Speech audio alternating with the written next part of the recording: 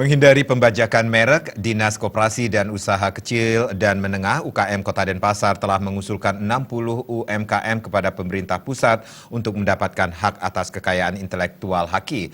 Namun, sertifikat Haki baru dikantongi 38 UMKM. Hal tersebut diungkapkan Kepala Dinas Koperasi dan UMKM Kota Denpasar, Erwin Suryadarmasena.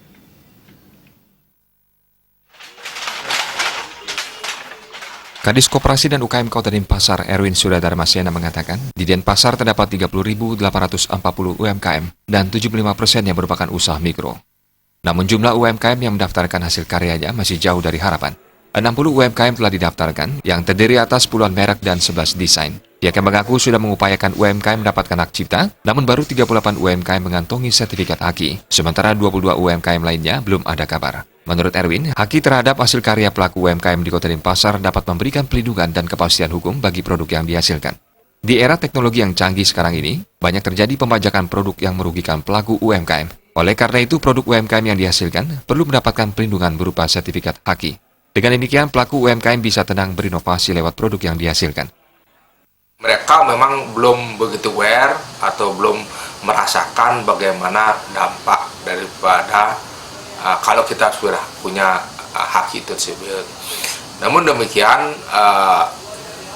dari 60 yang sudah kita usulkan, baru 38 yang sudah keluar Hakinya, di mana terdiri dari 11 desain dan 27 merek. Jadi lebih banyak yang keluar Haki itu merek.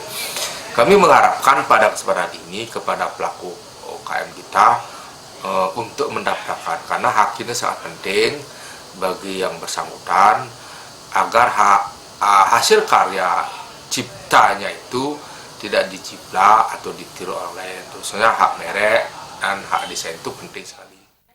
Erwin menambahkan, Dinas Koperasi dan UMKM Kota Denpasar selama ini terus gencar melakukan sosialisasi kepada pelaku UMKM dan masyarakat untuk mengurus sertifikat Haki. Hal ini dipandang penting untuk menghindari penciplakan terhadap salah satu produk yang dihasilkan.